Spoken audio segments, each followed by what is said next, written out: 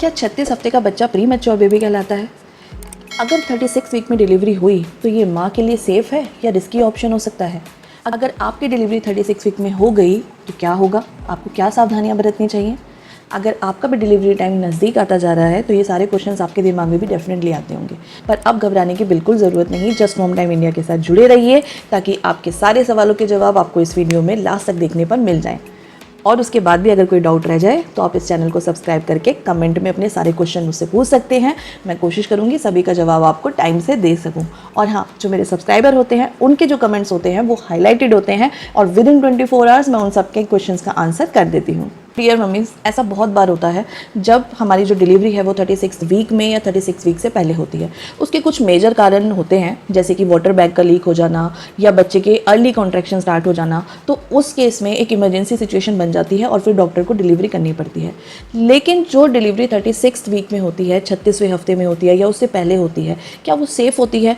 मुद्दे की बात ये है जो हम इस वीडियो में डिस्कस करने वाले हैं। मेडिकल टर्म में अगर आपकी डिलीवरी 36 वीक में या उससे पहले हुई है तो उसे अर्ली टर्म डिलीवरी कहते हैं और बेबी को प्री मैच्योर बेबी कहा जाता है। जो बच्चा होता है वो 36वें हफ्ते तक काफ़ी हद तक मैच्योर हो चुका होता है। बहुत सारे उसके जो बॉडी पार्ट्स हैं, जो अंग हैं, वो डेवलप हो चुके होते हैं। लेकिन उसके बाद भी एक सबसे इम्पॉर्टेंट उसका मुख्य भाग जो उसके शरीर में होता है, उसके लंग्स यानी कि फेफड़े, वो अभी भी पूरी तरीके से डेवलप नहीं हुए होते हैं 36 हफ्ते तक। ठीक है, आप समझ सकते हो कि जो हमारे फेफड़े हैं, जो हमारे लंग्स हैं, उनका सबसे इम्पॉर्टेंट काम क्या होता है? सांस लेना और सांस छोड़ना।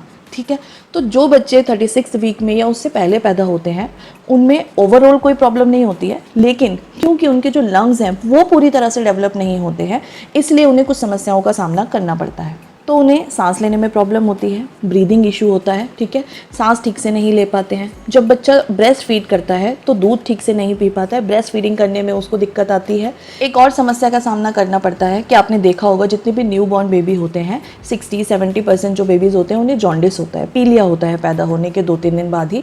तो वो जो चांसेस हैं जॉन्डिस के, वो भी इन प्री मैच्योर बेबी में काफ़ी हाई हो जाते हैं। ठीक है, तो ये वो सारी चीज़ें हैं कि अगर आपकी डिलीवरी 36 वीक में या 36 वीक से पहले तो हो सकता है कि आपके बच्चों को लंग से रिलेटेड ये 2-3 समस्याओं का सामना करना पड़े। ठीक है, तो देखिए, जब भी डिलीवरी 36 वीक से पहले होती है तो जो डॉक्टर्स होते हैं वो आपके बेबी को हो सकता है ऑब्जर्व करने के लिए 24 आवर या 48 आवर्स के लिए अपनी ऑब्जर्वेशन में रखें, नीकू में रखें। ठीक है, जो नीकू होता है NICU, ये जैसे बड़ों का ICU होता है ऐसे ही बच्चों का ICU होता है। लेकिन अगर आपकी प्री मैच्योर डिलीवरी हुई है तो आपको बिल्कुल घबराना नहीं चाहिए, क्योंकि जो बच्चे नीकू में होते हैं वहाँ पूरी तरीके से वो डॉक्टर की ऑब्जर्वेशन में होते हैं। ठीक है, वहाँ पे उनकी पल्स रेट, हार्ट रेट, ये सारी चीज़ें वो स्क्रीन पे मॉनिटर हो रही होती हैं। तो उस टाइम पे आप बिल्कुल घबराइए मत, इस बात को समझिए, क्योंकि प्री मैच्योर डिलीवरी है, बच्चे का जो लंग्स हैं वो बहुत बार पूरी तरह से डेवलप नहीं हुए हैं। तो बेटर है कि आप उसको डॉक्टर की ऑब्जर्वेशन में थोड़े दिन रहने दीजिए। बच्चे को जॉन्डिस हुआ है तो वो उनको लाइट वाले रूम में रखते हैं, फोटोथेरेपी देते हैं। ठीक है, जिससे 2 दिन के अंदर, 3 दिन के अंदर मैक्सिमम जो आपका बच्चा उसका जॉन्डिस ठीक हो जाता है और उसके बाद आप अपने बेबी से मिल सकते हो। लेकिन अगर जॉन्डिस नहीं है, कोई ब्रीथिंग इशू है, बच्चे का वेट कितना है, बच्चे की हार्ट बीट स्टेबल हो जाए, ठीक है, तो वो सब मॉनिटर करने के लिए भी नीकू में बच्चे को रखा जाता है। तो दोनों ही सिचुएशन में आपको काम रहना है, ईजी रहना है। और इस वक्त आपको अपने फैमिली मेम्बर की ज़रूरत पड़ सकती है, क्योंकि जब बच्चा नीकू में होता है और अगर आप ऑपरेशन थिएटर में हैं, मान लो सेक्शन हुआ है या कुछ, तो आपके बेबी को वहाँ पे बार बार फीड कराने के लिए कोई ना कोई होना चाहिए जो वहाँ तक बच्चे के पास जाए और उसको दूध पिलाए। ठीक है, तो इस वक्त आप कोई ना कोई अपनी एक हेल्प अपने लिए ज़रूर तैयार रख लेना। ठीक है, या पहले से बात करके रखना, डिसाइड करके रखना कि उस टाइम पे कौन होगा आपके साथ। ठीक है, जैसे मेरे केस में मेरी भी एक रिलेटिव थी, उनके साथ भी ये हुआ था कि उनका C-सेक्शन हुआ था और उनका जो बेबी था वो पैदा होती प्री मैच्योर बेबी था, तो उसको भी नीकू में रखा हुआ था और वहाँ पे बार बार ब्रेस्ट फीडिंग के लिए बुलाया जाता था। लेकिन C-सेक्शन थे, टाँके आए हुए थे, तो एकदम से मदर उठ नहीं सकती थी। तो जैसे भी पॉसिबल होता था उनका जो मिल्क था वो पंप करके, स्टोर करके मैं स्पून से जाके बच्चे को पिलाती थी, या फिर अगर नहीं आता था मिल्क उतना अच्छे से तो जो फॉर्मूला मिल्क होता है वो बना के मैं वो फीड कराने जाती थी। तो ऐसे ही हो सकता है कि उस वक्त आपको भी किसी की हेल्प की ज़रूरत पड़े, क्योंकि बच्चा हर 2-3 घंटे बाद दूध के लिए भी रोता है और बार बार उसके डायपर चेंज करने पड़ते हैं, बार बार वो सुसु पॉटी करता है उसके लिए भी। तो ये एक पॉइंट आप ज़रूर ध्यान रख लेना। ठीक है, किसी ना किसी एक बंदे को ज़रूर रखना जो आपकी इस तरीके से उस वक्त हेल्प कर पाए। अब नेक्स्ट पॉइंट आता है कि हम ऐसा क्या करें कि हम इस चीज़ से बच पाएँ। ठीक है, तो देखो वैसे तो डॉक्टर भी यही कोशिश करते हैं कि किसी तरीके से जो है 36th वीक ओवर हो जाए, और अगर मदर भी सेफ है, बेबी भी अंदर हेल्दी है, तो हम डिलीवरी का जो भी प्रोसेस है वो 37th वीक के बाद स्टार्ट करें, ताकि जो हमारी डिलीवरी वो फुल टर्म डिलीवरी हो। लेकिन आप क्या कर सकते हो कि मैक्सिमम ऐसी चांसेस आपके साथ ना हो। आपको सबसे पहले तो देखो क्या करना है कि आराम करना है। आई नो लास्ट में बोला जाता है कि लास्ट टाइमेस्टर है, बहुत काम करो बहुत काम करो, लेकिन ओवर वर्क कभी भी नहीं बोला जाता है, ठीक है।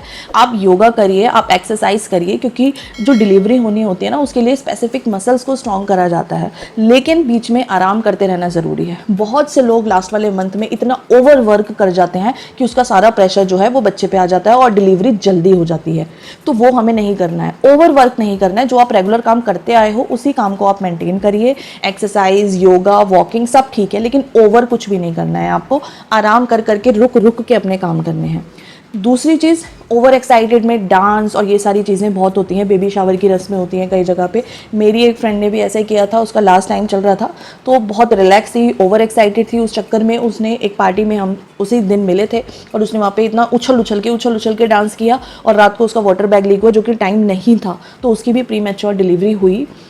बट ठीक है, दोनों सेफ़ हैं, बट मैं वही कह रही हूँ, इतनी ओवर एक्साइटमेंट दिखाने की ज़रूरत नहीं थी। वो दोनों सेफ़ थे, अगर चाहते तो एक हफ़्ता वो रुक सकते थे, एंड देन डिलीवरी नॉर्मली मतलब फुल टर्म डिलीवरी हो सकती थी।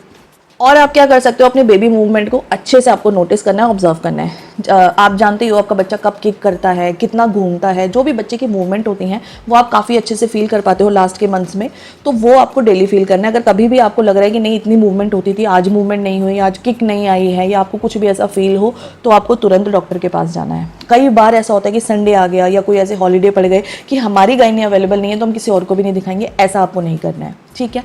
तो ये कुछ पॉइंट हैं जो आप अपने साइड से कर सकते हो।